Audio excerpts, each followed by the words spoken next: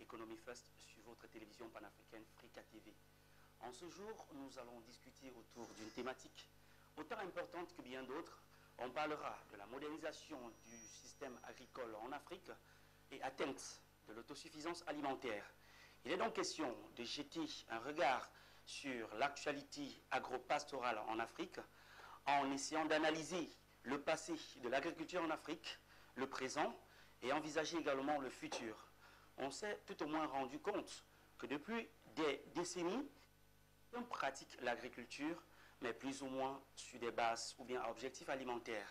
Mais de plus en plus des efforts sont fournis dans différents États africains dans le but de pouvoir mettre les produits agricoles au devant de la scène commerciale nationale, continentale et même internationale.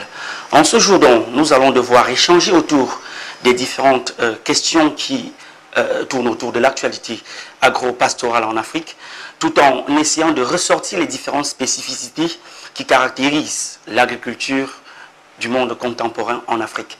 Et pour pouvoir discuter sur cette question, je reçois sur ce panel un certain nombre de personnalités dont je devrais présenter. Mais avant de le faire, je voudrais que nous puissions marquer d'abord cette petite pause avant de nous retrouver juste après.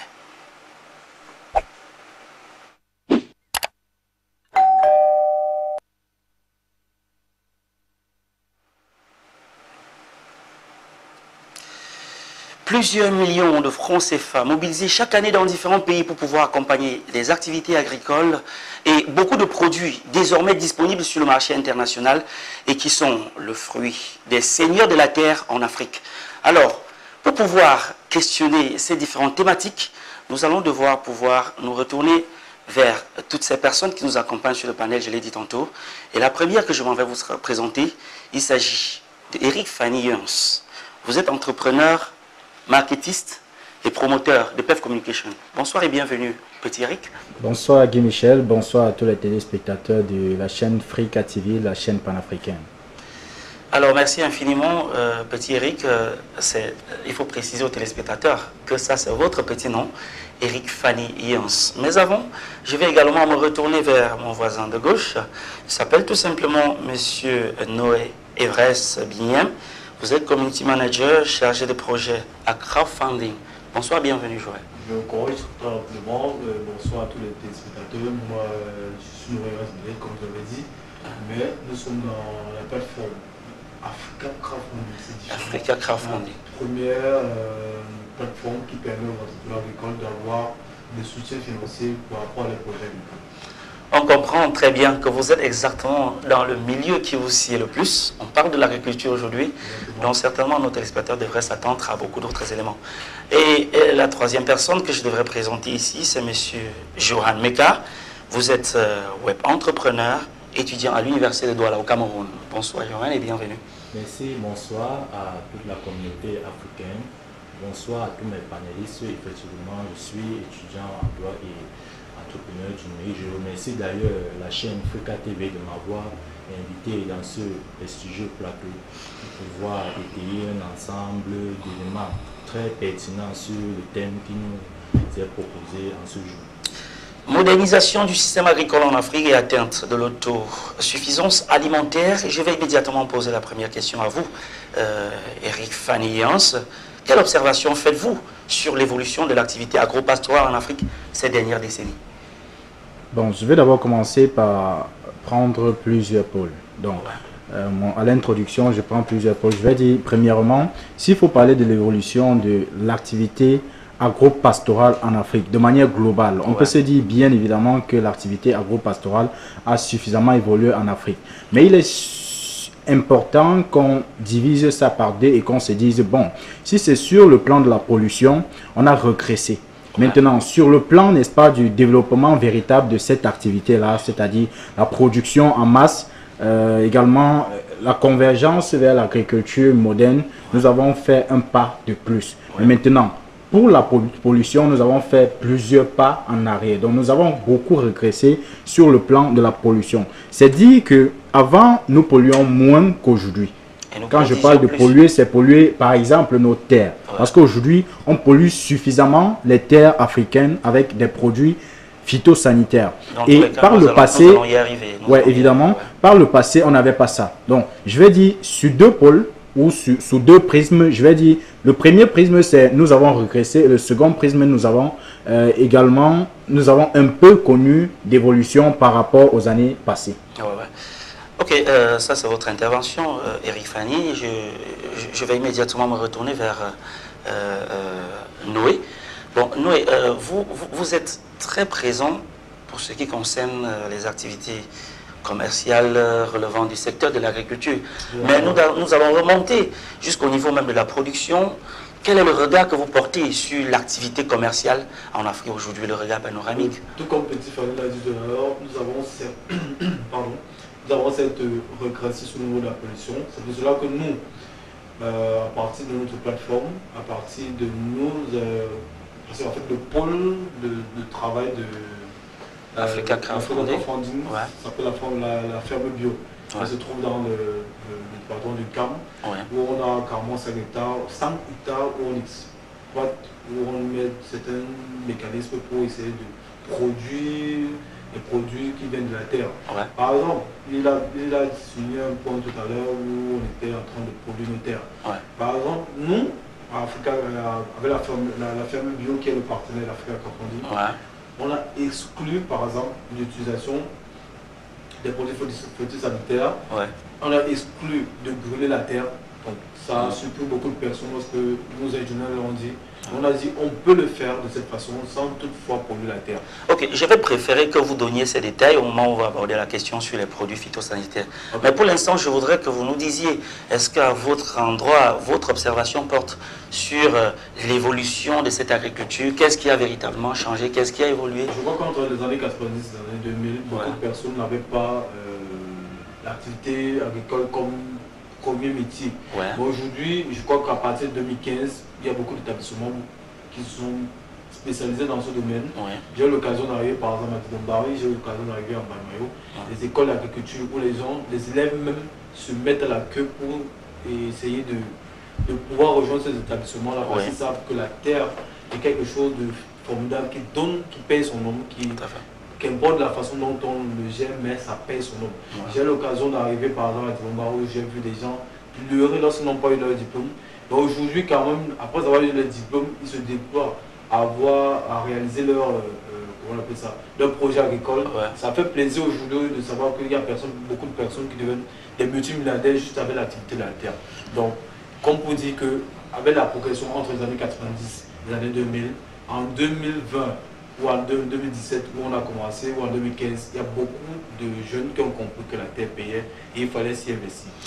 Naturellement, je vais bien préciser que nous sommes au Cameroun et quand on parle du Cameroun, on parle de quelques institutions qui accompagnent aussi les uns et les autres dans cette activité agricole. Raison pour laquelle je voudrais me retourner vers un autre jeune confrère étudiant qui est sur le plateau afin qu'il puisse naturellement nous dire quelle est sa vision ou bien le regard que lui-même porte sur l'activité agricole depuis quelques décennies au Cameroun et peut-être en Afrique. Merci Michel pour cette question.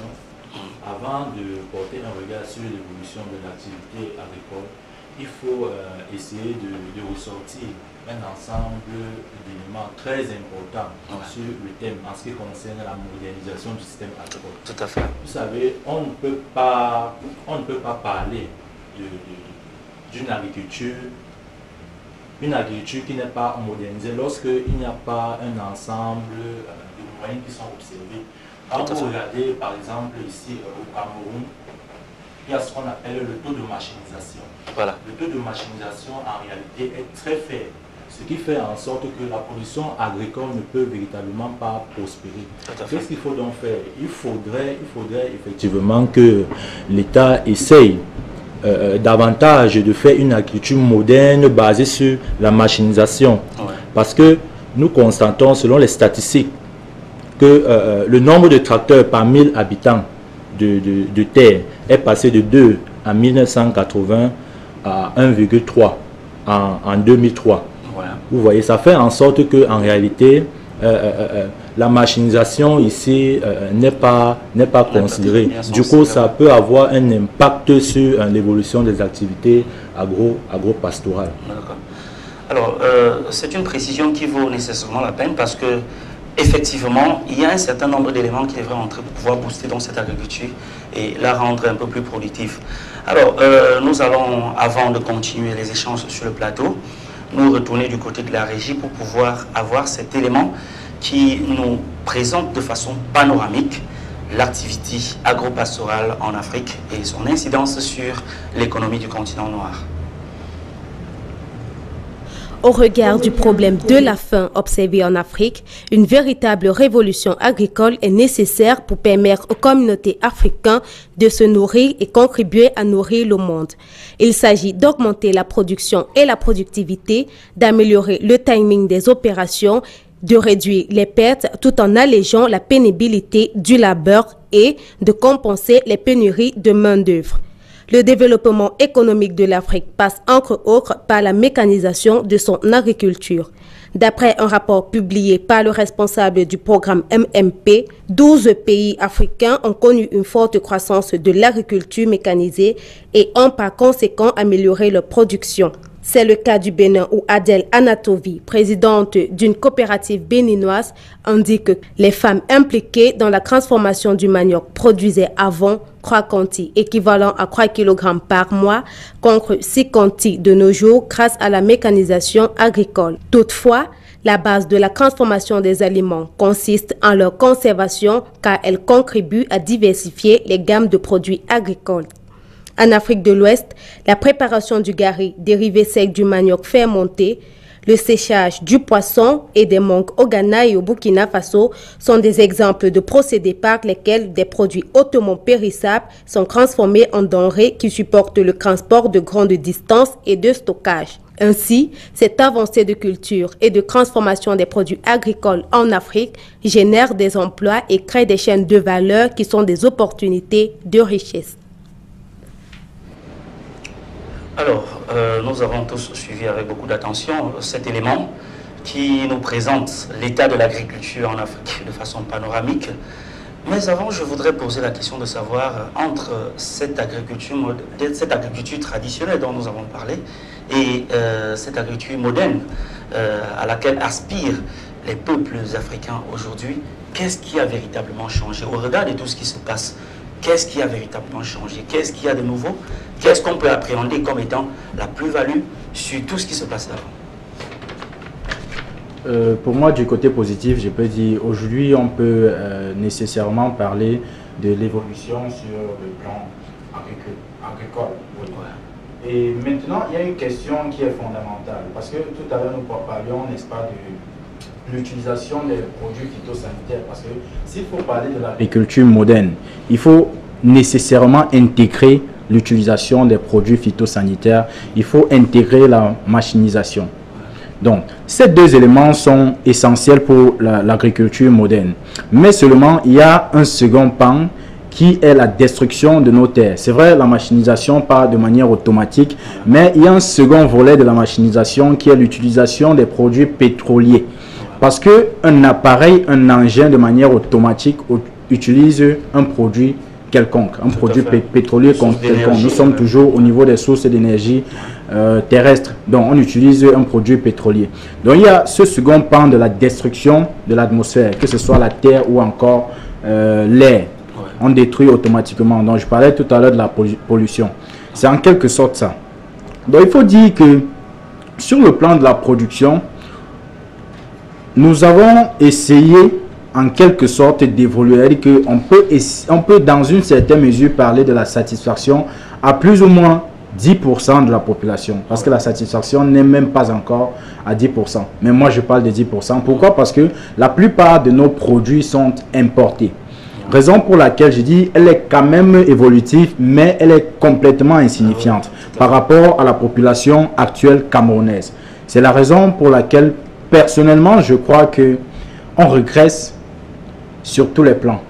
Vous voyez, parce que j'ai certes parlé de l'avancement au niveau de la productivité, mais je peux dire, si la productivité n'est pas aussi considérable qu'elle puisse satisfaire la population, et que la population, la pollution se veut grandissante, ça pose un problème. Tout à fait. Ça me donne de croire que nous régressons sur tous les plans. D'accord. Vous observez donc l'aspect vital de la chose et vous vous inquiétez sur une avancée qui, en fait, vue de façon globale, serait plutôt une régression. Mais également, Noé, je voudrais savoir, à votre endroit, les quantités ont monté, la conquête du marché extérieur, est-ce qu'on ne peut pas croire qu'effectivement, sur ce plan-là, les Africains ont marqué du pas pour ce qui concerne l'agriculture sur le plan international? Sur le plan de l'évolution, on a évolué, ça c'est clair. Mais maintenant, quel type d'évolution sans accompagnement, sans avoir des règles doubles, ça veut dire des règles de sécurité en ce qui concerne nos terres, comme Petit Fanny le précise. Est-ce qu'on sécurise nos terres? Est-ce qu'on sécurise nos avoirs même? Parce que c'est très difficile même de savoir que ce qu'on produit est consommé de façon locale. Donc, est-ce qu'on gère une certaine autosuffisance alimentaire avec tout ce qu'on produit au Cameroun depuis ce déclic des consciences pour l'amour d'agriculture? Est-ce qu'on gère tout ça? C'est tout cet ensemble de choses qu'il faut encadrer avec de nouvelles politiques. C'est pour ça que nous avons dit, ok, depuis 6-7 mois, que nous allons aider des Camerounais qui ont des projets agro-pastoraux. Nous ne sommes pas partis dans les autres domaines pour pouvoir rendre nos marchés autosuffisants. Je prends par exemple le cas, nous sommes en saison, nous sommes au mois de juin, et le fruit le plus disponible sur notre marché, c'est la pastèque. Est-ce que tous les Camerounais peuvent souffrir des pastèques en ce moment? Si oui, c'est aux tranches de 100 francs qu'ils peuvent souffrir des pastèques. Est-ce que c'est d'un normal? Parce qu'en fait, la moitié des pastèques qui sont produits sont envoyés ailleurs. On les voit remplir des conteneurs frigorifiques pour partir dans les pays où ça va être exotique et plus cher même, alors qu'on les produit tellement en Djombe, à Souza, à Yabassi et partout. C'est pour ça que moi je le rejoins qu'on a certes évolué au niveau de la conquête de nos terres, mais nous sommes en train de régresser au niveau de la constitution, de pouvoir rendre notre population suffisante à partir de nos productions. Mais dans tous les cas, nous pensons que ce sont toujours des chaînes de valeur, même si c'est vendu à l'extérieur, ce sont quand même des chaînes de valeur. Ce sont des chaînes de valeur, je suis bien d'accord, ce sont des chaînes de valeur. C'est clair. Mais si lorsqu'on ne fait pas quelque chose pour soi, parce que je dis pour soi, pas pour le voisin, pourquoi est-ce que vouloir que ce soit le voisin, ce soit bon?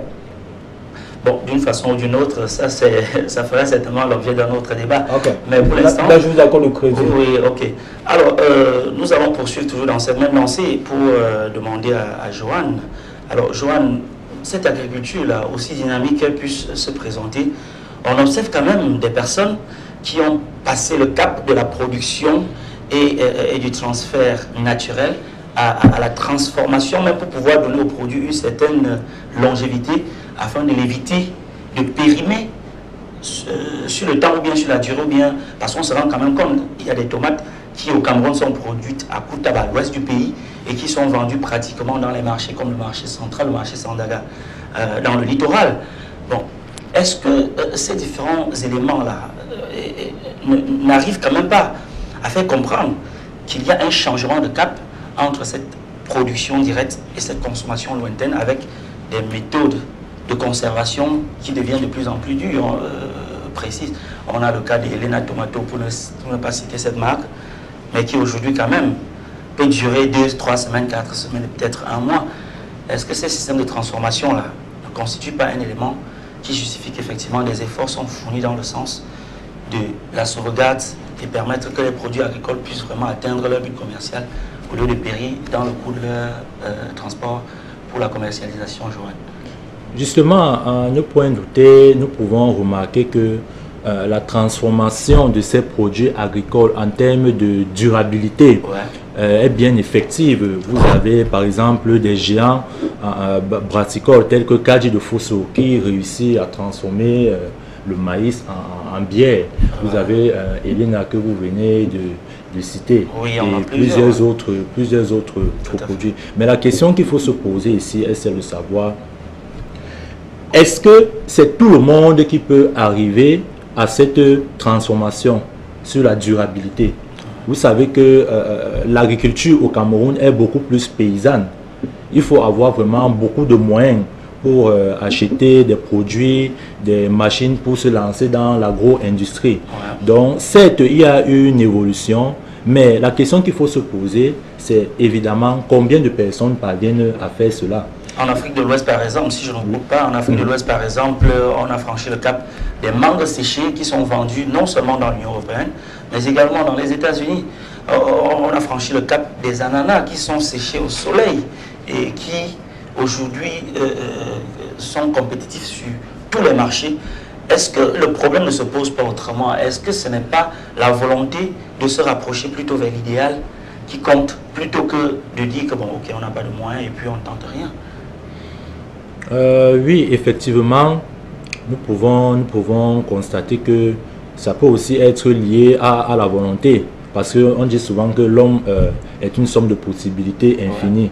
Ouais. Généralement, c'est là où il y a des difficultés que naissent les opportunités. Des opportunités, justement, parce qu'un entrepreneur, c'est celui-là qui est capable d'affronter les opportunités, les difficultés, autant pour moi, et de les transformer en opportunités. C'est vrai, on ne peut pas tout mettre aux mains de l'État, mais il faudrait quand même que nous, auto-entrepreneurs, dans plusieurs filières, précisément en agriculture, nous devons chercher des moyens par lesquels nous pouvons arriver à cette transformation. Ok, petit Rick, il y a quand même une réalité. Depuis quelques années quand même, vous et moi avons assisté à un très grand événement dans la capitale camerounaise, la capitale économique camerounaise Douala. Ce grand événement qui valorisait le Made in Cameroun, Made in Africa, ces produits qui sont issus de la transformation des produits naturels ou bien des produits agricoles au Cameroun et en Afrique, et qui ont une certaine durabilité. Et là, vous avez décelé un peu plus de 500 gammes de produits qui sont désormais disponibles dans les comptoirs et qui ne souffrent pas de la péremption. Alors dites-nous, vous-même qui êtes promoteur de la marque Curcuma, Curculife, un produit issu de ce produit Curcuma, je vous laisse le soin de pouvoir en parler suffisamment pour ne pas écorcher le produit. Alors, est-ce que ce n'est pas la transformation qui est le véritable nœud de cette industrialisation des produits agricoles en Afrique? D'accord. Ça, c'est une question fondamentale parce que la question, elle fait ressortir l'expression Made in Cameroun. Ouais. Également, elle fait ressortir une autre seconde expression qui est très capitale, l'expression Made in Africa. Ouais. Donc, je n'aimerais pas entrer dans le fond de l'événement pour me demander est-ce que c'est véritablement un événement de promotion du Made in Cameroun qui a un autre promoteur derrière qui n'est pas africain. Donc ça, je n'entre pas dans le fond de cet événement. Je préfère rester sur, je préfère rester sur la vitrine, sur le côté superficiel de l'événement et dire bon, c'est déjà un très bon événement. Ouais. Mais maintenant, au fond, s'il faut rentrer dans chaque stand, questionner les promoteurs de marque, vous allez remarquer que lorsque vous demandez même les prix de ces produits Made in Cameroun, Made in Africa, ces produits deviennent de plus en plus des produits de luxe en Afrique, au Cameroun en particulier. Vous voyez que les produits camerounais, les produits 100% camerounais sont devenus des produits de luxe au Cameroun. Donc, ça revient à ce que je disais tout à l'heure. Nous avons régressé, pourquoi? Parce qu'il y a plusieurs décennies, disons il y a 3 décennies exactement, les produits Made in Cameroun, c'était des produits qu'on s'offrait à tout bout du champ. On pouvait se les offrir à n'importe quel prix. Mais aujourd'hui, ce sont des produits de luxe. Ça veut dire qu'au Cameroun, tu es incapable de consommer à vil prix un produit Made in Cameroun. Ouais. Pourtant, un concurrent qui vient de l'extérieur en consomme, vend aisément et à un prix véritablement concurrentiel. Ouais. Vous voyez, ça pose un problème. C'est la raison pour laquelle j'ai parlé du régressement. Parce que si le Camerounais lambda, à un moment donné X, disons à un moment X, est incapable de s'offrir un produit dont un concurrent à côté est en train de vendre à un prix relativement moins cher. Relativement moins cher, ça fait qu'il y a un problème, il y a un régressement. Maintenant, la question de la volonté, elle est fondamentale. Ouais. Disons la question de la volonté, elle vient après la question de la formation. Je parle généralement de la formation. Pourquoi? Parce que je me dis qu'en Afrique, le vrai problème, en fait, c'est le problème de la formation. C'est que nous ne sommes pas formés pour prendre certaines choses en main, pour prendre certaines décisions, pour mener certaines actions. Vous voyez, la question de la formation en Afrique, elle est devenue extrêmement fondamentale. C'est la raison pour laquelle on parle plus de la volonté, vous voyez, que de la qualité du travail ou de la qualité du produit qu'on met sur le marché. Parce que là, on va se demander, est-ce que ce n'est pas une question de volonté que les Africains soient incapables, n'est-ce pas, de sécher de la mangue au soleil? Ça, c'est une question. Mais si vous êtes en train de sécher une mangue au soleil, ça, c'est un exemple banal. Et que vous voyez votre concurrent expatrié, il vient avec des mangues préalablement séchées dans des fours. Ouais. Et il vend ça très moins cher. Qu'est-ce que vous faites? Vous cherchez à vous procurer ou encore à vous doter d'une technologie qui est plus ou moins proche de sa technologie. Oui.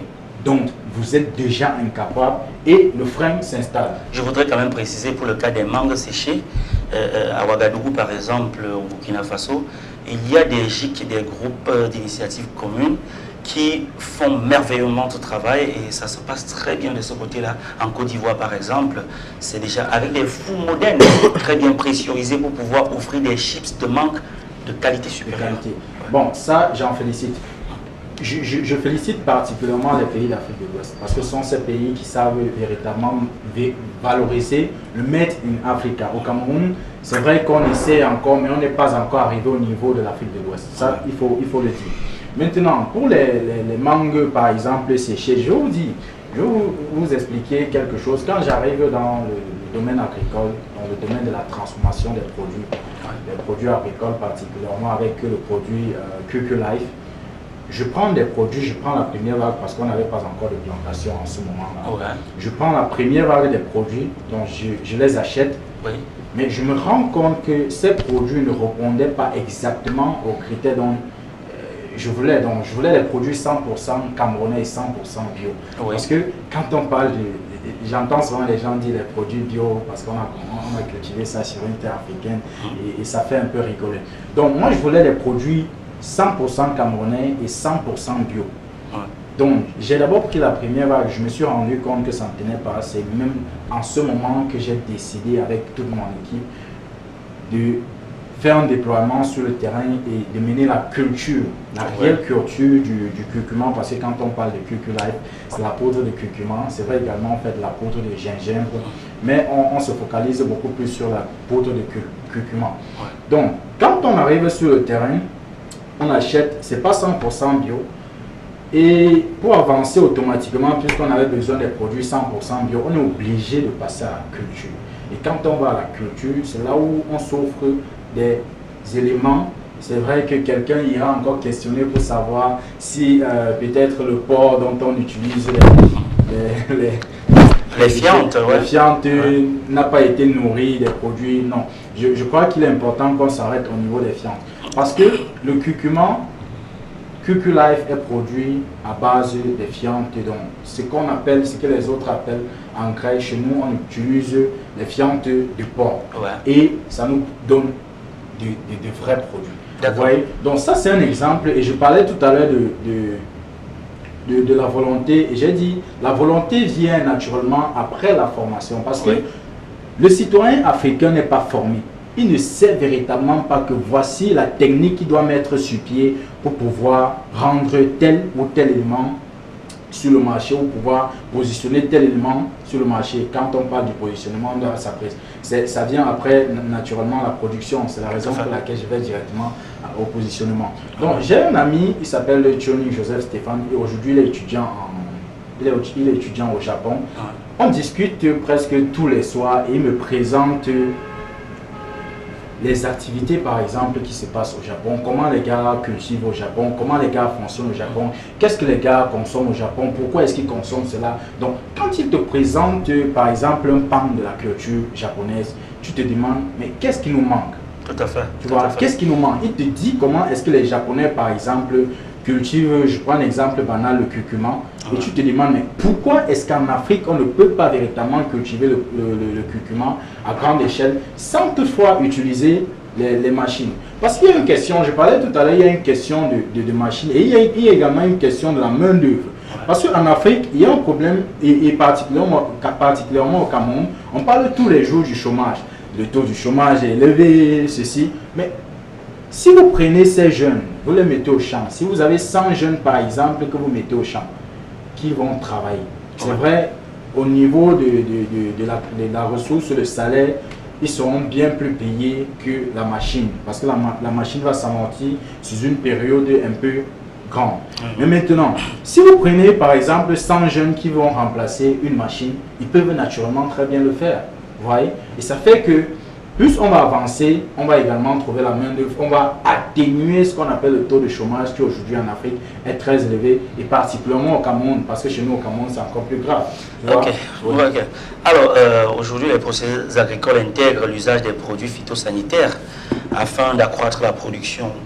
Alors M. Noé, ne croyez-vous pas que cette méthode chimique peut compromettre la santé des consommateurs exposés aux effets résiduels de ces produits chimiques là? Vous vous rendez compte, dans l'agriculture, il y a cette forte prétention à pouvoir utiliser ces produits chimiques.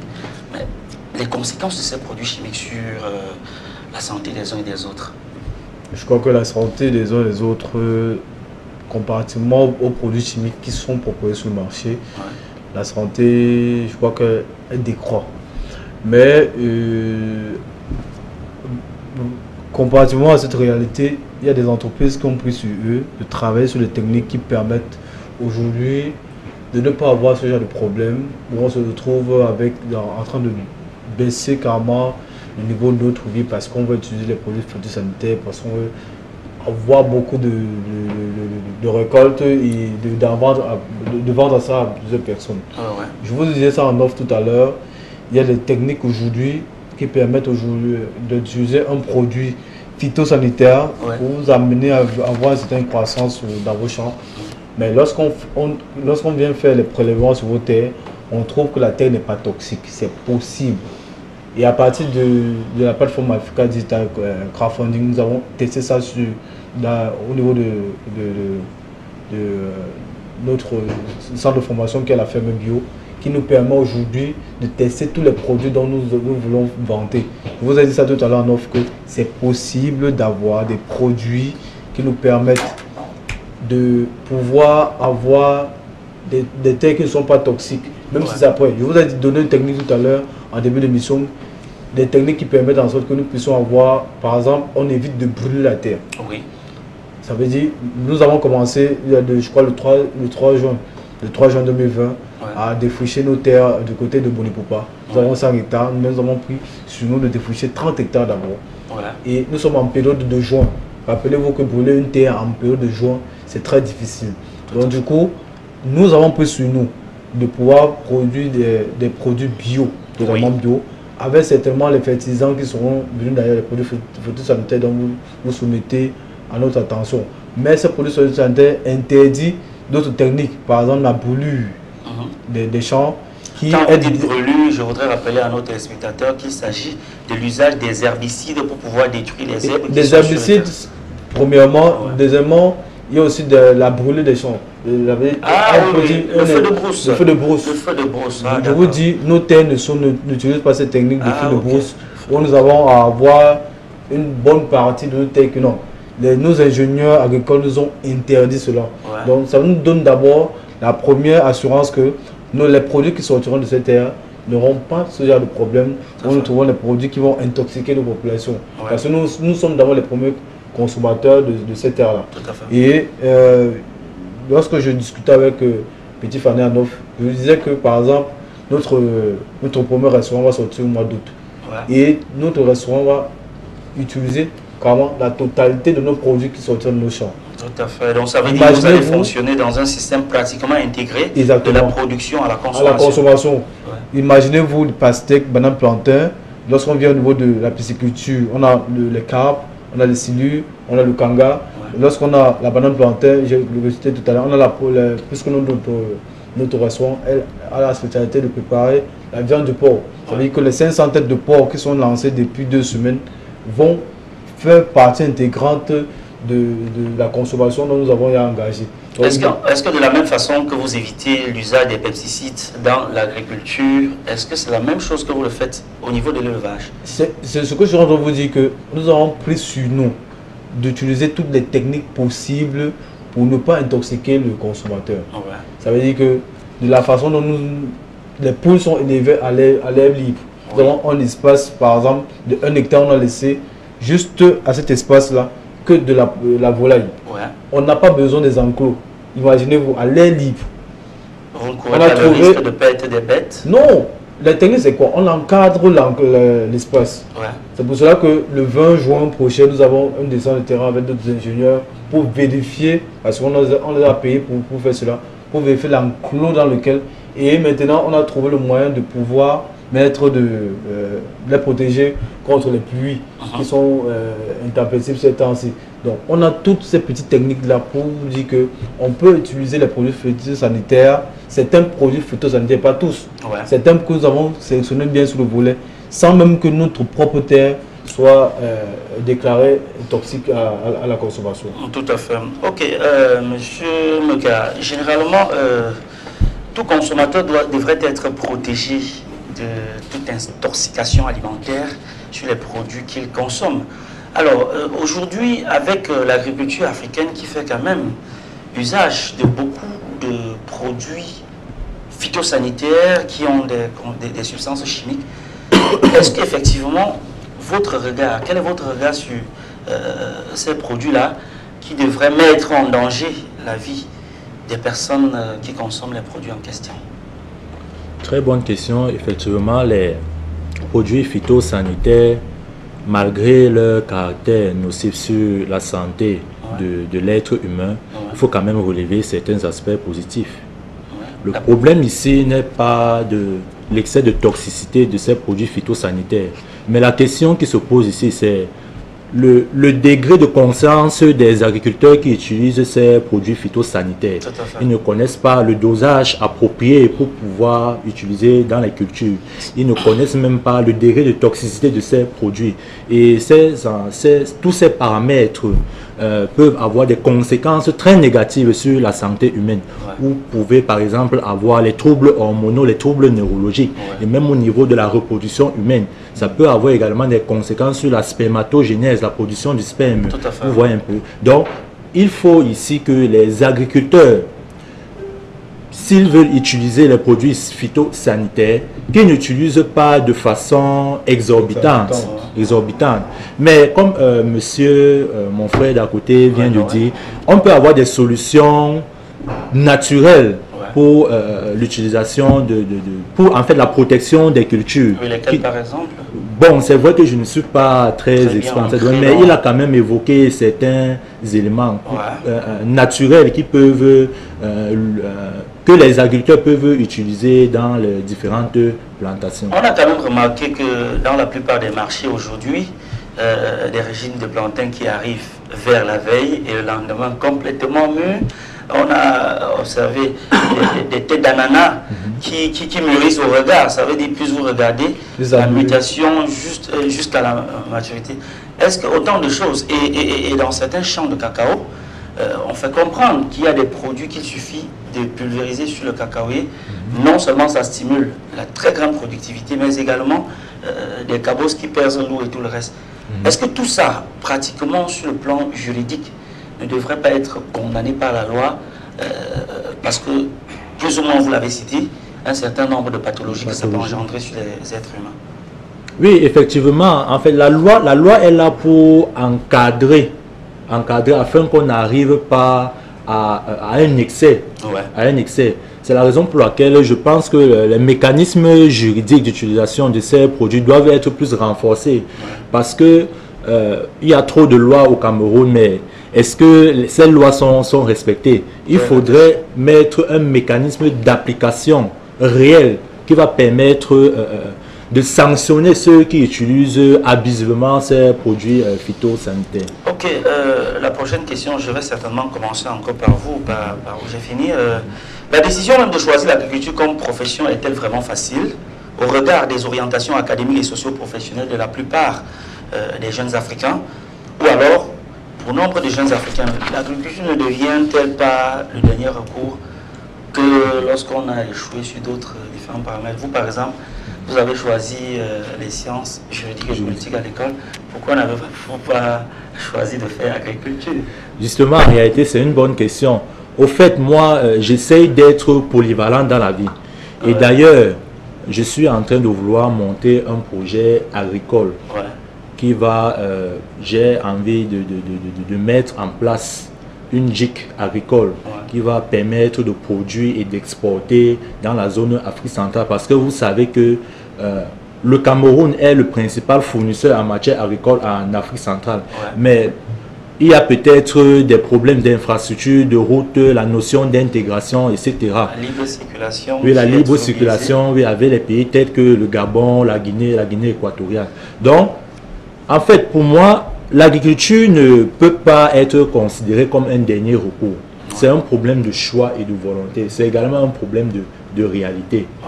Moi, après mes études de droit, j'ai décidé d'aller faire une école agronome au regard du projet que je veux mettre en place. Donc, je ne considère pas réellement que l'agriculture soit un dernier recours pour nous jeunes Africains. Eric Fanny, est-ce que pour vous, l'agriculture devrait encore être aujourd'hui appréhendée comme la profession des ratés? À la base, l'agriculture n'est déjà pas une profession de raté. C'est vrai que beaucoup considèrent comme étant une profession de raté. Ça relève du mythe africain. C'est que l'expression colonisation qui est venue depuis la nuit des temps nous mettre dans un système qui nous donne l'impression que les sciences que nous étudions sont les sciences plus ou moins intéressantes que celles qui devraient nous alimenter, par exemple. Donc, ce qui fait que, ou encore celles qui devraient valoriser notre propre culture. Ce qui fait que les Africains se sont repliés ou sont partis vers ces sciences-là et ont complètement délaissé les cultures africaines et également l'agriculture. Donc, déjà, l'agriculture, ça devrait même être une activité de luxe. Je vous explique pourquoi. Nos parents peuvent bien ou vont nous expliquer que dans les années 70-80, les agriculteurs étaient des personnes les plus respectées dans un pays comme le nôtre, parce qu'il y avait les agriculteurs, il y avait les enseignants, il y avait les médecins également. Donc ceux qui sont du corps de la santé, par exemple. Donc, c'était les personnes les plus respectées de la société camerounaise. Vous allez voir, pendant une période, on a complètement délaissé cette activité pour se replier vers les sciences importées. Donc, je ne vais pas accuser qui que ce soit, mais moi, personnellement, j'ai étudié les télécommunications et réseaux, les réseaux et télécommunications à l'école. Mais aujourd'hui, je suis complètement dans les autres sciences et je suis en train de me replier vers l'agriculture. C'est parce que progressivement, je comprends que ce sont des activités, ce sont des sciences également qu'on devrait étudier, qui devraient nous amener ou qui nous amènent à comprendre, intégrer un certain nombre de choses. Donc, on parlait tout à l'heure d'exporter. Est-ce que exporter n'est pas un avantage pour l'Africain? Mais je redis encore, il y a une notion qui est très importante, qui est très importante et qu'on devrait naturellement intégrer dans chaque pays africain, c'est ce qu'on appelle le communautarisme économique. Parce que si vous vous mettez à exporter les produits sans être capable de consommer ces produits-là, et vous consommez les produits des autres, c'est un problème. Je vous explique pourquoi est-ce que c'est un problème. En Afrique, on exporte les produits qui ne sont pas encore transformés. Et on importe les produits transformés. En termes de valeur, les produits non transformés, les matières premières, comme on les appelle souvent, ne constituent presque rien. Donc, ça n'a pas de réelle valeur en termes, sur le plan économique. Maintenant, lorsqu'on importe les produits transformés, on perd beaucoup parce qu'on dépense énormément de ressources pour pouvoir les importer. Parce que dans la chaîne, en fait, ce que j'appelle la chaîne commerciale, il y a un élément où il y a une personne, disons ça comme ça, qui gagne beaucoup, c'est celui qui transforme. Et quand vous exportez pour que quelqu'un à l'extérieur transforme et vous ramène ça pour que vous consommiez tout simplement, vous êtes perdant. Parce que celui qui cultive, il la double chose, il fait passer à celui qui transforme, c'est celui qui gagne, et il revient maintenant vers le commercial. Le commercial également prélève quelque chose, mais en réalité, celui qui gagne, c'est celui qui transforme. Vous voyez? Donc, il est important qu'en Afrique, nous puissions développer ce qu'on appelle le communautarisme économique pour naturellement consommer les produits locaux et véritablement les consommer. Parce que j'ai dit parfois, les produits africains sont devenus les produits de luxe. Ça, il faut le déplorer. Maintenant, la question de la formation, elle est au centre de ces affaires-là. Et deuxièmement, si on parvient à consommer, parce que la formation également, c'est la formation du consommateur. On doit former le producteur, on doit former le commercial et on doit également former le consommateur. Maintenant, le consommateur doit être formé de ce qu'il y a nécessité de consommer les produits de cette terre, pour qu'il y ait développement et que lui également qu'il puisse s'en sortir. Donc, je dis généralement, le vrai problème, notre vrai problème, c'est le problème de la formation, ce n'est pas un autre. Je pense qu'il est très bien dit, petit Eric, on va devoir continuer et certainement pour chuter sur cette question de l'agriculture comme un métier pratiquement délaissé. Je vois sur la plateforme Africa Crowdfunding, vous faites fièrement votre activité et vous l'exultez partout où besoin se fait ressentir. À côté de ça, il y a des institutions comme le CREFAT, il y a beaucoup d'autres qui font dans la promotion des produits agricoles made in Africa. Alors pour vous, est-ce qu'on peut continuer de croire que celui qui est dans l'agriculture est celui qui est en marge de la société? Moi, je dirais totalement non. Parce que je vais prendre un exemple très facile.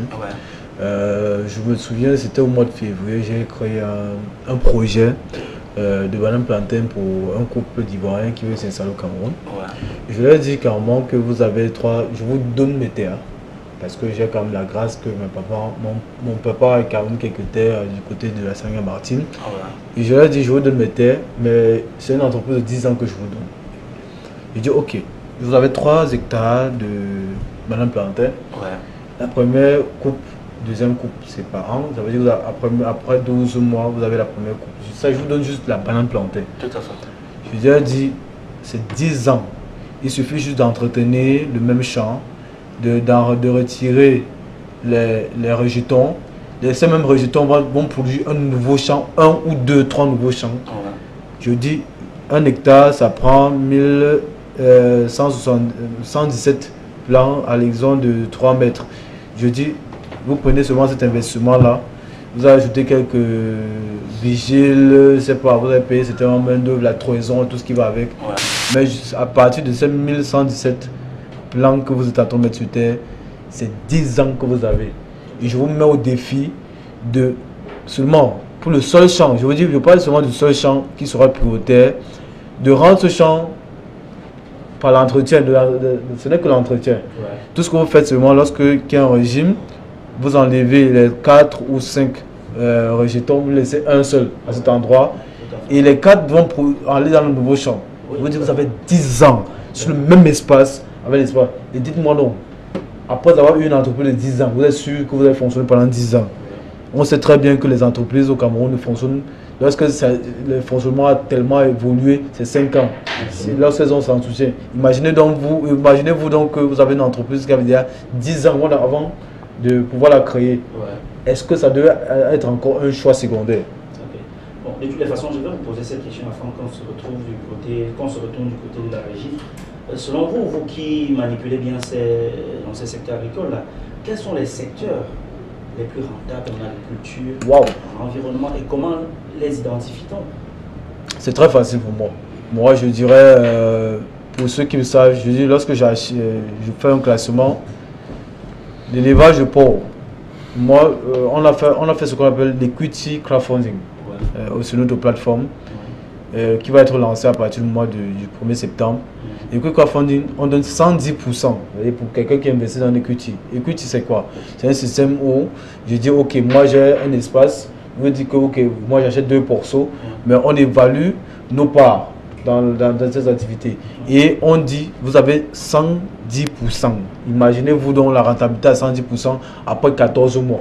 Je souhaiterais vraiment juste pour dire que... juste une énumération. Une énumération pour moi, je dis l'élevage de porc, porcine est en tête. Ensuite, l'élevage, la pisciculture vient en second. Maintenant donc, dans toutes les régions. L'élevage, la pisciculture. Ça se passe dans toutes les régions, même à son domicile, c'est possible de le faire. Il y a des systèmes aujourd'hui où on vous met 2-3 bacs à la maison, 3 boîtes, ça dépend de du taux d'investissement. Vous avez, nous par exemple, nous avons un système où nous avons exploité un cours d'eau, de faire ce qu'on appelle les bacs sous eau, où on est sûr d'avoir 20 tonnes de poissons par trimestre. Donc, lorsqu'on on évalue, on y a maintenant les produits comme par exemple la pastèque, après 65 jours. Si vous voulez être rapidement rentable, ou vous avez la possibilité de pouvoir faire des rentrées. Comme pour dire que son classe, l'élevage porcine, pour moi, j'ai dit pour moi de façon personnelle, l'élevage porcine, ensuite la pisciculture, ensuite nous avons les petits produits comme je vous disais tout à l'heure, par exemple la pastèque, les produits de 3 mois, nous avons qu'on appelle encore ça, le maïs, les produits de 3 mois, le gombo, 3 mois, les petits trucs qui veulent aller très rapidement. Et entre-temps, nous avons les produits de 45 jours dans la production de la volaille. Par exemple, c'est 45 jours. Après les 45 jours, nous avons les sorties de poulet de chair. Imaginez-vous donc qu'après 45 jours, vous êtes en train de vendre un poulet. Donc, il y a des produits, lorsqu'on fait un classement, je crois qu'on est même submergé d'avoir un classement au niveau de cette production-là. Mais je vous dis très rapidement, le porc, parce que le porc se consomme en entier, de la tête aux oreilles, par exemple les intestins, jusqu'au niveau de la queue. On vend tout le porc. Ensuite, on a la pisciculture qui est très facile. Ça veut dire que après certains investissements, on peut décider de faire une certaine sortie. On a quelques bacs même à votre domicile. Les ingénieurs peuvent tester votre eau. On trouve que ok, l'eau est courante, l'eau est capable de gérer tout cela. On est capable d'installer 2-3 bacs et vous avez votre rentabilité à partir de votre pisciculture à domicile. Ok, nous vous remercions pour tous ces différents détails concernant dans les secteurs prometteurs dans l'agriculture en Afrique. Alors maintenant, nous allons devoir nous retourner vers la régie pour pouvoir voir cet autre élément, le deuxième qui fixe le cap sur l'assistance administrative pour ce qui est du financement ou bien de l'appui des projets d'agriculture. Suivons tout simplement avant de revenir sur la table du débat.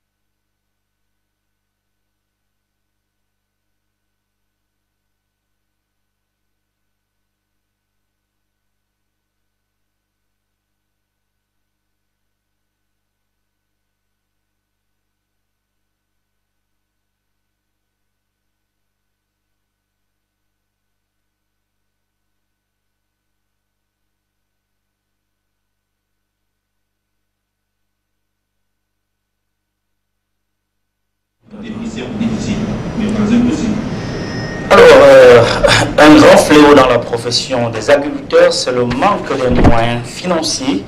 Alors, comment les activités agro-pastorales sont-elles soutenues financièrement? Cette question, je vous la pose, petit Eric Fanny. Eric Fanny, comment les activités agricoles sont-elles soutenues? Moi, je vais reposer la question, comment toutes les autres activités entrepreneuriales sont soutenues sur le continent africain, de manière générale. Donc, il faut globaliser en disant le jeune africain n'a pas de véritable soutien. Oui. Donc, le jeune africain n'a pas de véritable soutien sur le lancement de son activité et autres. Ouais. Donc, le soutien, quand je parle du soutien, c'est beaucoup plus le soutien gouvernemental et bancaire. Donc, déjà ça. Maintenant, il y a des mécanismes qui permettent, n'est-ce pas, d'entrer en contact avec des personnes qui peuvent plus ou moins financer nos projets.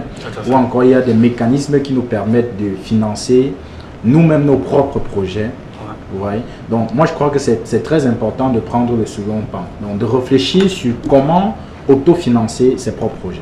Donc, c'est la question qui est plus ou moins fondamentale parce que au Cameroun, aujourd'hui, c'est vrai, nous avons des accompagnements financiers qui sont apportés plus ou moins par l'État. Donc, parce que j'ai globalisé en disant on n'a pas d'accompagnement, mais on peut entrer sur la spécification en disant on a quand même le minimum. Ça, c'est vrai.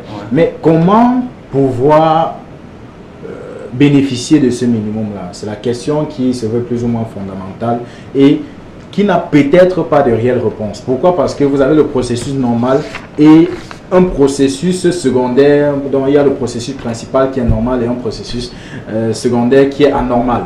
Donc le processus principal, c'est que vous devez fonctionner comme ça, vous devez déposer une demande avec votre business plan ou encore le dossier technique de votre projet, une identité de vous, donc tout ce qui va avec, et après vous aurez le financement, après, du moins après étude de votre projet, vous pourrez avoir le financement. Ça, c'est le circuit normal.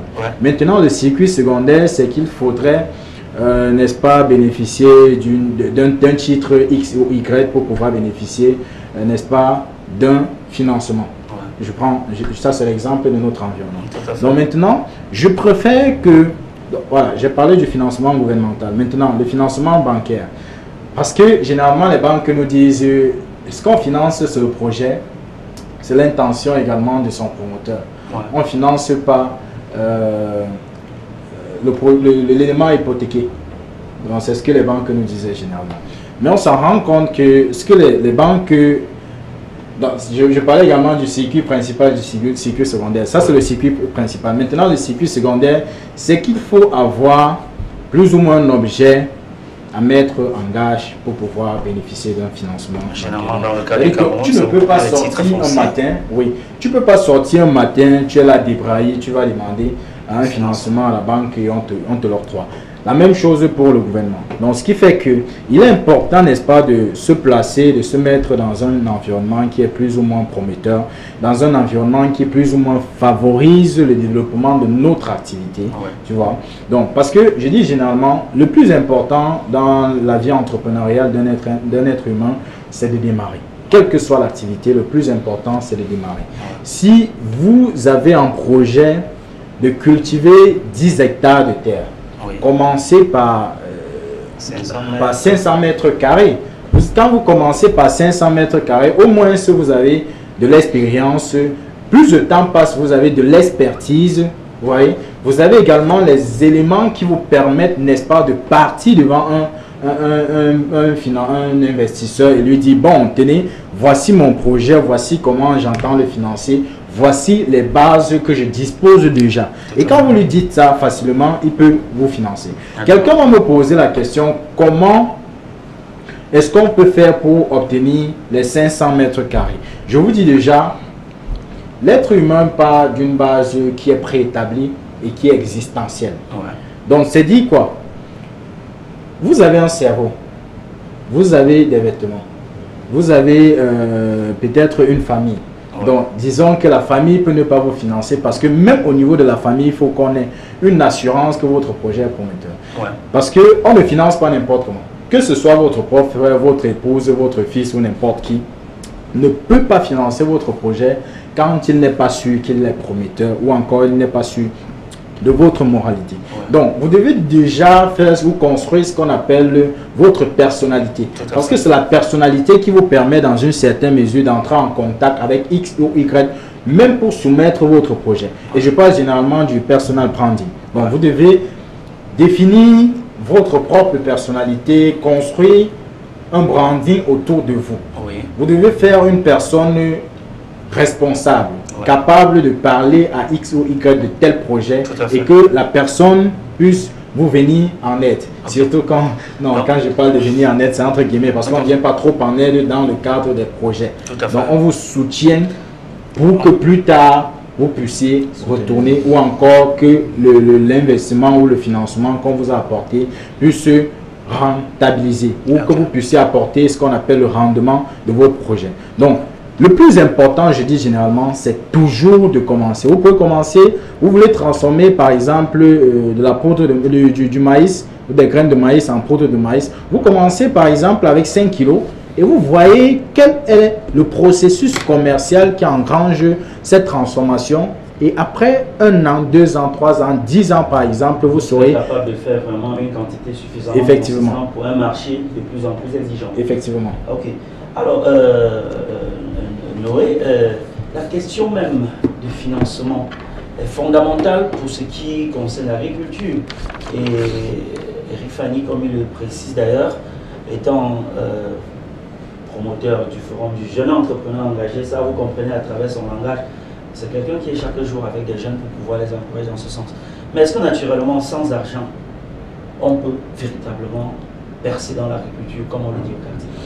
Je crois que nous sommes en 2020, nous ne sommes plus à 1700 ou à 1300 pour nous dire que sans financement, on peut arriver à avoir un projet agricole, voilà, un projet agro-pastoral qui sera bien fissuré. Non? Il y a quand même question de temps, parce que pour qu'un projet puisse vraiment tenir, il faut certes, aussi il y a le temps, le timing. Il y a le timing, il y a le branding personnel, tant que Eric était en train de le préciser tout à l'heure. Beaucoup d'entrepreneurs agricoles, en fait, ne font pas le personal branding. Et ça choque, même au niveau de la famille.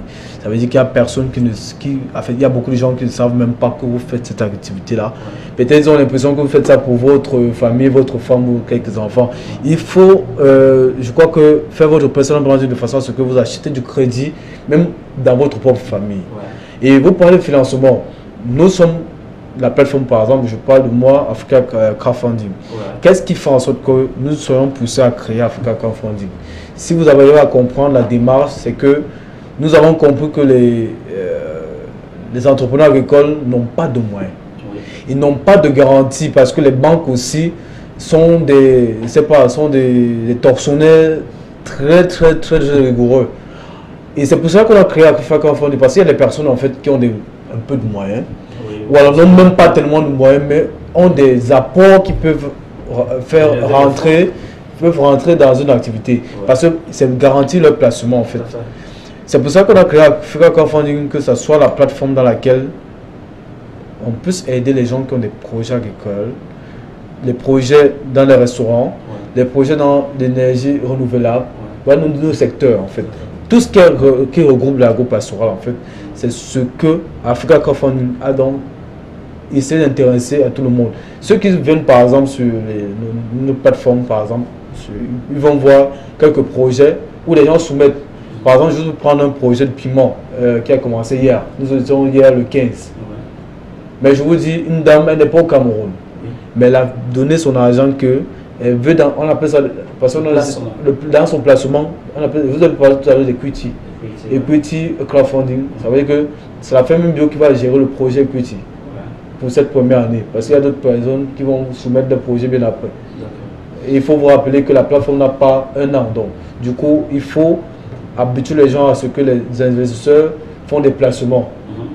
Progressivement, ils vont s'intéresser et ils vont soumettre, parce qu'il y a des personnes qui ont peur qu'on leur arrache le projet. Donc, du coup, il faut leur donner cette sécurité. Et Africa Crowdfunding leur donne cette sécurité. Au moins, ils soumettent leur projet. On passe par une formulation de contrat. Les ingénieurs évaluent avant que ça n'atterrisse sur la plateforme pour que les placements commencent à être faits. Il y a un certain circuit qui est fait pour que qui est moins rigoureux que la banque. Parce qu'il faut expliquer ce côté-là.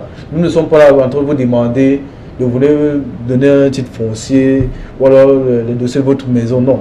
Nous nous disons que vous avez un projet, oui, présentez-le. Nos ingénieurs disent, ok, c'est un bon projet. Les investisseurs maintenant, est-ce que vous avez des moyens? Est-ce que pour soutenir ce jeune homme, voici donc la petite démarche que nous avons au niveau d'Africa Kafam. Ok, c'est très bien entendu, M. Noé. Et nous allons toujours continuer dans cette même lancée parce qu'on sait quand même qu'en Afrique, comme au Cameroun, plusieurs structures qui œuvrent dans l'accompagnement des jeunes, bien dans la formation pour faire des ingénieurs agronomes. On a par exemple l'école des ingénieurs agronomes, je pense en Gaoundé, ou bien dans quelque part dans le nord là-bas. On a la FASA, on a l'école qui forme des ingénieurs en sciences halieutiques, à Yabassi, qui est une institution de l'université de Douala. Et il y a sur le territoire national beaucoup d'autres structures comme ça qui font dans l'encadrement et qui délivrent des diplômes. Je peux le dire dans le cadre de l'Union africaine, il y a le projet Enable Youth Cameroun qui est un projet africain et qui sont déjà très nombreux des jeunes qui sont autonomes sur le terrain actuellement à travers leurs projets agricoles. Mais maintenant, la question que je voudrais poser encore à Johan, c'est de savoir, est-ce qu'effectivement, ces écoles-là, après avoir formé les jeunes, quand les jeunes se retrouvent sur le terrain étant suffisamment professionnels, est-ce qu'ils peuvent être mesurés ou bien placés sur la même balance que celui-là qui se bat au quartier, qui n'a pas eu une formation préalable? Et d'ailleurs, une école comme la plupart de ces écoles, les gars sortent de là avec des projets qui ont déjà des financements quelque part, ce soit des financements de la BAD, ce soit des financements de la Banque mondiale, qui sont déjà prêts à pouvoir les accompagner. Est-ce qu'on peut mettre les deux sur la même balance? Ou alors, qu'est-ce que ces gens ont qui diffère de ce que les autres agriculteurs du quartier n'ont pas? Oui, justement, ceux qui sortent des écoles de formation agricole sont d'abord assez outillés intellectuellement pour pouvoir élaborer des entreprises agricoles pour le développement de l'agriculture du Cameroun. Parce qu'il faut le comprendre, les agriculteurs du quartier, si on peut utiliser ce terme, ils n'ont pas véritablement les techniques appropriées pour connaître comment utiliser telle culture, comment faire, etc. Donc ils n'ont pas une connaissance réelle et c'est la raison pour laquelle parfois leur plantation, leur production agricole ne donne pas véritablement. Et sur cette base, ils sont donc obligés parfois d'aller voir ces personnes qui ont été formées dans les écoles pour leur donner des stratégies. Mais là aussi, c'est une autre dépense. Parce que pour aller voir un ingénieur agronome, si ce n'est pas moins de 500 000 francs, il ne va pas vous donner cette technique. Il y a quand même à côté des groupes d'initiatives communes. Oui, justement. Oui, des GIC, qui entre eux réussissent quand même à pouvoir se partager de l'expérience et avancer progressivement. Oui, justement. J'ai l'impression que vous n'êtes pas d'accord. Non, en fait, c'est quoi? Dans les groupes d'initiatives communes, qu'on appelle les GIC, il y a des personnes qui sont affectées pour former le groupe. Parce qu'on se trouve souvent que personne ne connaît. Ils ont juste une seule chose, c'est la volonté. Ainsi, il y a ce qu'on appelle au niveau du ministère de l'Agriculture, les chefs de poste qui se déplacent souvent avec leur grande moto pour former des personnes pour que leur groupe d'initiative commune puisse prendre effet par rapport au domaine dans lequel ils ont choisi. Tout à fait. Donc, ce n'est pas parce qu'il y a une personne qui connaît, qui va partager avec le groupe, mais en fait, ce sont des personnes qui ont juste une volonté, mais qui veulent être formées, donc voilà, ils seront accompagnés. Donc, je vais corriger ce côté-là. Ok. L'autre interrogation, c'est que les technologies de l'information et de la communication jouent un rôle important dans le développement de l'agriculture. Alors, selon vous, Eric Fanny, est-ce que les Africains s'en servent véritablement pour pouvoir booster leur agriculture d'une part? Est-ce que les Africains s'en servent pour pouvoir favoriser la commercialisation de leurs produits? Est-ce que les Africains se servent des nouvelles technologies de l'information et de la communication pour arriver à pouvoir produire des ressources agricoles de qualité supérieure? Les Africains, est-ce que les Africains s'en servent véritablement? Je dirais non. Non. les Africains, ils ne se servent pas très bien des nouvelles technologies de l'information et de la communication, que ce soit pour commercialiser les produits agricoles ou encore pour d'autres domaines plus ou moins rentables. Non, ils ne s'en servent pas assez. Ils n'utilisent pas véritablement les réseaux sociaux, par exemple. Donc je sors du cadre global qui est les nouvelles technologies de l'information et de la communication pour les réseaux sociaux, par exemple, qui sont un pan. Donc, au Cameroun, aujourd'hui, on connaît le rôle des réseaux sociaux. Je prends un exemple. Mais en même temps, j'aimerais dire, ils font peut-être bien de ne pas utiliser les réseaux sociaux, les nouvelles technologies de l'information et de la communication pour la vulgarisation ou la commercialisation de leurs produits. Pourquoi? Parce que, en fait, c'est le marketiste aujourd'hui qui parle. Ou c'est le marketiste qui parle. Ouais.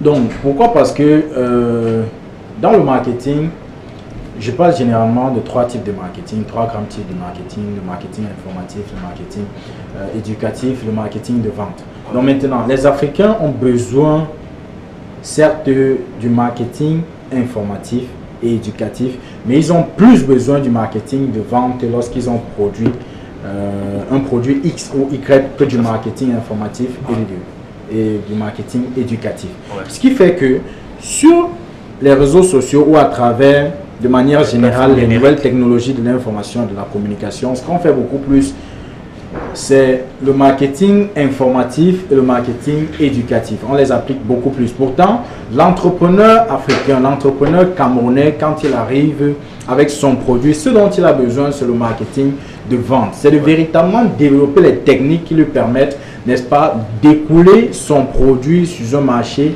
X ou Y. Véritablement, c'est ça. C'est la raison pour laquelle je dis, ça peut être une bonne chose qu'il n'utilise pas ça. Parce qu'il risque. Donc, disons encore que lorsqu'on a produit, on a besoin d'étudier la cible, atteindre un cœur cible et véritablement écouler nos produits à ce qu'on appelle le cœur cible et plus tard essayer de grossir le marché et atteindre sa cible globale. Donc, s'ils ont étudié et constaté que ceux qui sont pour la plupart sur les réseaux sociaux ne constituent pas une cible pour eux, il est bien important, ou je vais dire, c'est normal qu'ils soient en train de faire cela. Mais tel que je nous connais, nous les entrepreneurs africains, je vais dire, on n'a pas fait cette étude-là. On passe directement à la vulgarisation, à la vente, et on commence. Donc parfois, même les réseaux sociaux peuvent nous aider. Parfois, les nouvelles technologies de l'information et de la communication, de manière générale, peuvent nous aider. Mais comme on n'a pas mené cette étude au préalable, ce que j'appelle le profilage, on n'a pas mené ça au préalable, on se retrouve en train d'user des moyens ou des mécanismes qui ne nous permettent pas directement de vendre ou d'écouler nos produits sur le marché. Donc, c'est en fait ça. C'est la raison pour laquelle je dis ils n'utilisent pas. Ça, c'est déjà sûr. Mais ça peut également être une bonne chose qu'ils n'utilisent pas. D'accord. Je pense qu'on va aller au pas de course parce que le temps prévu pour notre émission est déjà pratiquement écoulé. Je vais poser cette autre question. Je vais reprendre certainement la même question à vous, Noé, pour poser la question de savoir, vous en tant que community manager, est-ce que, selon votre constat personnel, les Africains utilisent correctement les nouvelles technologies de l'information et de la communication pour pouvoir booster la productivité, la vente, ou alors la conservation, ou bien les techniques de recherche autour des produits que l'on produit et commercialise? Moi, je veux répondre de façon partagée. Je suis d'accord avec Fanny, qui lui, il est carrément total, il a carrément dit non. Et moi, je dirais oui et non parce que moi, je suis au milieu de tout le monde. Et il faut préciser que lui vend Live à travers Facebook. Les réseaux sociaux. Oui, j'avais vu plus après. Moi, je dirais oui et non parce que moi, j'ai eu la chance avant d'avoir à travailler sur le projet Africa Crowdfunding, de travailler sur d'autres plateformes, par exemple Africa Agriculture. Ce sont des personnes dont on ne se connaît même pas. Je n'ai jamais, mais j'ai mon contrat, qui passent le temps à vulgariser l'agriculture en Afrique. C'est tout leur travail. C'est un groupe d'Africains, je n'ai jamais rencontré une seule personne. Mais j'ai reçu mon contrat via ma boîte mail et tout ça. Comme pour dire qu'il y a certaines personnes quand même qui connaissent l'importance des réseaux sociaux, ou alors, oui, les réseaux sociaux, ça c'est un pan, ou alors qui reconnaissent l'importance des nouvelles technologies de communication pour parler de l'agriculture parce qu'ils veulent à tout prix que cette agriculture soit connue. Si vous passez dans les bureaux, par exemple, j'ai plein d'images par exemple, des Américains, les Noirs américains d'origine nigérienne qui sont rentrés au Burkina Faso, par exemple, pour faire uniquement de l'agriculture. Donc, ce sont des personnes qui utilisent certains moyens sur les réseaux de communication pour se faire connaître. Je voudrais prendre le cas, pour ce qui vous concerne, par exemple, African Crowdfunding, qui a toute une page web où... On a déployé sur tout. Il y a le CRIFAT, qui sont nos personnes, il y a le Kwanzi, par exemple, qui sont des personnes qui aident les personnes aussi à avoir... Où on peut aller directement retrouver des produits que l'on commente, quelle que soit la quantité. Exactement. D'autres personnes, il y a d'autres techniques aujourd'hui. Par exemple, je suis dans un groupe sur Facebook où je connais les jeunes agriculteurs du Cameroun. Je dis n'importe quoi. On vend tout, même la sémence, de ce que vous ne l'espérez pas. Banane, plantain, tubercule de manioc, des trucs que, de façon, si vous n'êtes pas passionné d'agriculture, vous ne rencontrez pas. Donc, il faut dire que, moi, je suis à la fois pour ceux qui disent... De ceux qui disent ok, il y a certaines personnes qui savent utiliser les réseaux sociaux ou alors les nouvelles technologies de l'information, de la communication. Il y a d'autres qui ne le savent pas. Nous, par exemple, la ferme bio, on a les moyens, par exemple, de faire traverser un drone pour capturer de temps en temps, mais ce n'est pas de la portée de tout le monde. Tout à fait. De toutes les façons, ça progressif. Actuellement, je pose la question à Joanne. Monsieur Meka, bon, selon vous, vous êtes web entrepreneur, ça veut dire vous tripotez au quotidien ces nouvelles technologies de l'information et de la communication. Est-ce que dans vos services de web entrepreneur, vous avez déjà eu à collaborer ou alors à intervenir sur des projets d'agriculture qui nécessitent quand même les nouvelles technologies de l'information et de la communication pour pouvoir vulgariser leur production? Oui, justement, il y a plusieurs plateformes sur les réseaux sociaux qui favorisent et incitent à l'entrepreneuriat agricole. Vous avez par exemple le projet Camas Jeune. Je ne sais pas si vous avez déjà entendu ça. En fait, c'est un projet qui a pour but de créer 500 entreprises en 5 ans. Et comment ils vont le faire? Ils vont le faire en rassemblant 1 million de personnes, 1 milliard de personnes qui vont cotiser 1 000 francs. Et à partir de cette somme, on pourra atteindre 1 milliard de francs CFA pour pouvoir créer ces entreprises. Donc, ce projet Camas Jeune est très important. D'ailleurs, il a été approuvé par le ministère de la Jeunesse et je suis également participant. Ok. Alors, maintenant, l'idéal d'une agriculture, c'est de passer d'une activité de consommation familiale à une économie de marché. Pensez-vous que les produits agricoles locaux ou alors leurs dérivés soient suffisamment compétitifs sur le marché africain? Actuellement, qu'on se rend vraiment compte qu'on passe progressivement du cap de la production, de la consommation directe à la production des marchés. Est-ce que vous estimez que les produits africains font quand même le poids sur le marché aujourd'hui, sont acceptés ou bien consommés tels qu'ils sont, Eric? Oui, ça je peux dire oui. Ça je peux dire oui, mais très peu de produits africains. Ouais. Très peu de produits africains peuvent bousculer les produits importés. Très peu. Oui, quand même, il y a des jeunes entrepreneurs africains qui se démarquent par leur manière de travailler, par leur qualité, n'est-ce pas? Je vais parler également de la ressource humaine et du processus entrepreneurial global. Ouais. Donc oui, il y a quand même des jeunes entrepreneurs camerounais, africains qui se démarquent par leur manière de travailler et qui peuvent bousculer les produits importés sur le terrain. Donc, c'est vrai que quand on parle de bousculer, ce n'est pas forcément sur l'étendue du territoire. Tout à fait, la compétitivité dans tous les cas, dans un parce secteur que précis. je prends une localité comme la ville de Douala, donc je préfère ne pas parler des produits de ses concurrents. Ouais. Mais il y a une jeune dame qui fait les produits alimentaires pour bébés. Oui. Qui fait des produits alimentaires pour bébés.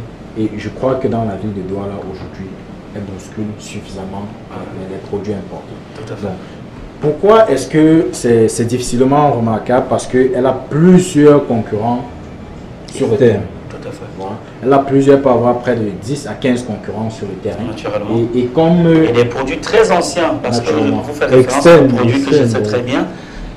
Pour ne pas le citer, vous parlez certainement de Blaisolac, Je suis sûr que beaucoup d'Africains ou bien les Camerounais ne savent pas que c'est un produit made in Cameroun. Effectivement. L'isolat est bel et bien fait au Cameroun, parce que les autres donc produits. ça, c'est un exemple parmi tant d'autres. Ouais. Et je crois qu'il est important, n'est-ce pas, de féliciter tous ces entrepreneurs qui se démarquent par leur manière de travailler. Je veux également saluer la bravoure de M. Thierry Niamen. Amen. Oui. Qui également bouscule d'autres entrepreneurs ou bouscule les produits importés sur le sol camerounais. Donc il y a plusieurs entrepreneurs camerounais et africains qui parviennent, n'est-ce pas, à se démarquer par leur manière de travailler et bousculent ou peuvent arriver à faire la concurrence avec d'autres produits importés. Mais il faut donc rappeler qu'il y a aussi d'autres jeunes ingénieurs agronomes. Je fais référence à ce jeune Nono Wangji, qui est ingénieur agronome de l'Université de Tchang, qui, dans le cadre d'un forum agricole, nous a présenté du maïs précuit, du haricot précuit, bien en sachet, et dont la conservation peut durer 2, 3, 4 à 5 mois, et qui permet donc aux gens de faciliter la cuisson aussitôt que vous êtes rentré de votre travail. Quick corn, quick beans, je crois qu'il y a encore quick corn chaff, tout à fait. Oui, qui sont des produits de Nono Wangji, effectivement. Bon, et des maïs précuits, naturellement. L'idéal donc de l'agriculture, c'est de passer de la consommation familiale à la consommation de vente. Est-ce qu'aujourd'hui, vous croyez, vous avez le sentiment que les produits made in Africa arrivent quand même à faire de la concurrence à ces produits venus de l'extérieur? Bon, moi, j'ai pas de doute. Moi, j'ai eu la grâce, par exemple, d'arriver en France, de trouver ma banane de Djombe là-bas. Vous venez, on voit bien au niveau de la caisse, on dit provenance Cameroun. Bon, je commence juste par là.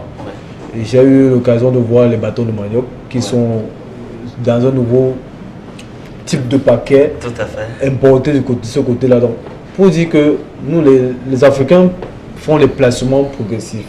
Mais seulement ce que la règle voudrait, c'est que ce soit labellisé. C'est ça, en fait, c'est ça qui tue même beaucoup, qui fait regresser beaucoup de produits à ce que ce soit. Lorsqu'un agronome a réussi à faire labelliser son produit, c'est plus facile de le faire intégrer au niveau de la concurrence. Tout à fait. Mais c'est là où nous avons un sérieux problème. Beaucoup de personnes ne veulent pas labelliser. Ils préfèrent vendre ça à 1, 2, 3 tantines. Il a 15 clients, c'est bon pour lui, ça paie son loyer. Et ce n'est pas à ce niveau où nous sommes. Je crois qu'au niveau de la consommation familiale, vraiment, on a dépassé ce cap. Il y a beaucoup, moi je trouve que moi je prends le risque sur moi de dire qu'on a dépassé le cap où on va manger à tata, tonton et 2, 3 invités. On a dépassé ce cap. Puisque les gens aujourd'hui qui ont 36 hectares. C'est pas quoi que 36 hectares, c'est pour nourrir juste une maison de 4 personnes. Tout à fait. Mais il faut qu'on s'adonne à labelliser nos produits, à les faire fidéliser, à faire de certains placements. Je donne un exemple tout bête. Il y a un Camerounais, il s'appelle pas traiteur, qui a pris celui de faire des condiments. Je dis des condiments qu'on connaît nous tous à la maison, mais il a fait des marinades. Il a fait ces de placements qui sont ce qui est vendu aujourd'hui. C'est un Camerounais qui fait sa cuisine, c'est au niveau de la cuisine. Ça a l'air de ne pas être ordinaire, mais progressivement, il est en train de s'intégrer. Et c'est à cause de cela que, par exemple, on nous a organisé au mariage du basketteur Mbamouté, le plus grand barbecue du monde, ce que beaucoup de Camerounais ne savent pas. 100 mètres de barbecue, nous avons les gens qui mangeaient des barbecues à longueur de journée, c'était marinadé, il y avait des trucs. Un peu comme pour dire que lorsqu'on réussit à labelliser, on réussit à faire un placement, qui réussit à faire un placement, on réussit à faire la concurrence, réussit à faire la concurrence, nous donne un certain positionnement au niveau du marché international. Il faut le préciser qu'il y a également des initiatives du genre. On peut également penser à ces épices qui sont mises en sachet, les épices de chef. Est-ce qu'ils sont labellisés? Le problème, c'est la labellisation. Oui, tout à fait. Labelliser et passer toutes les procédures qui les permettent d'être sur le marché. Je pense que pour la plupart des c'est là le marketing intervient. Pour la plupart des agri-entrepreneurs qui travaillent dans ce sens, ils sont plus ou moins en train de suivre le processus progressivement. Je parlais du cas des épices de chef qui sont une gamme d'environ 4 à 5 produits et qui aujourd'hui sont en compétition dans les plus grands supermarchés du Cameroun et certains pays d'Afrique centrale. Je crois que la compétition ne restera pas au Cameroun. Tout à fait. Nous, on les connaît. Mais il faut que ça arrive à un certain stade africain, mondial, pour qu'on évalue vraiment la portée de cette produits. La dernière question pour sortir, Joanne. Monsieur Meka, qu'est-ce que les Africains devraient-ils faire pour arriver à une sécurité alimentaire plus assurée et à une aisance financière des investisseurs du secteur agricole? Justement, la question de la sécurité alimentaire se pose avec acuité en zone africaine. Parce que la sécurité alimentaire a plusieurs aspects. Nous avons d'abord la disponibilité. C'est-à-dire quoi? Est-ce que la production intérieure est suffisante pour pouvoir satisfaire la population nationale? Donc, d'où le premier problème qui est le problème de la disponibilité.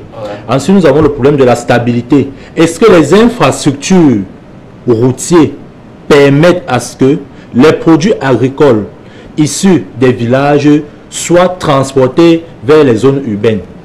Quand vous regardez sur le bitumage des routes au Cameroun, c'est vraiment très peu. Tout à fait. Oui, ça fait en sorte qu'il y a des conséquences sur le produit. La banane qui était vendue peut-être à 200 francs après la récolte, à cause des péages routiers, etc., des tracasseries, tout ça, ça va arriver en ville peut-être à 500 francs. Un jour, j'ai pris le train pour aller dans mon village à Makak, après Ezeka. J'ai vu une femme qui vendait 10 doigts de banane, des gros doigts de banane. Je pensais qu'elle allait me dire que ça coûte 500, mais elle m'a dit 100 francs. Et j'étais vraiment ahuri de savoir que la banane, si qu'on vend en ville à partir de 1000 francs, ici on vend à 100 francs, ça veut dire qu'il y a un problème de stabilité, les infrastructures. Tout à fait. Et nous avons également le problème de la salubrité, l'accès à l'eau. Est-ce qu'il y a vraiment l'accès à l'eau dans certaines zones? Si on prend par exemple les zones un peu reculées du nord là, où le taux de précipitation est assez faible. Oui, ça fait quand même 3 mois sur 12.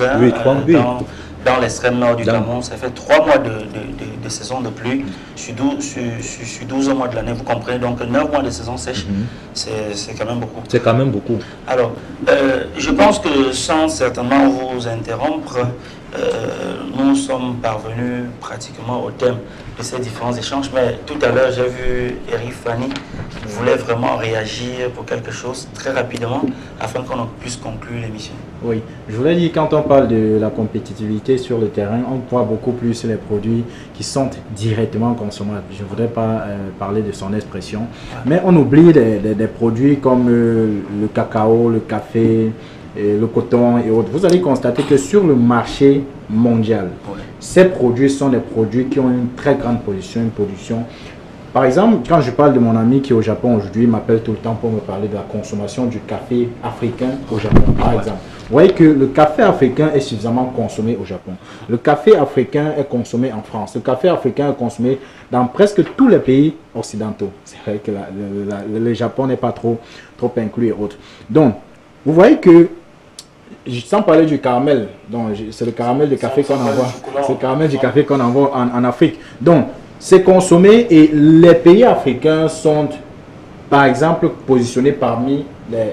Donc, si on prend les 5 premiers producteurs, vous allez voir que parmi les 5 premiers producteurs, il y a au moins 3 pays africains. Vous voyez que ces pays sont véritablement compétitifs. La Côte d'Ivoire, par exemple, avec le cacao, le Ghana, effectivement. Le Cameroun. Et là, je voulais revenir rapidement sur la question de la machinisation.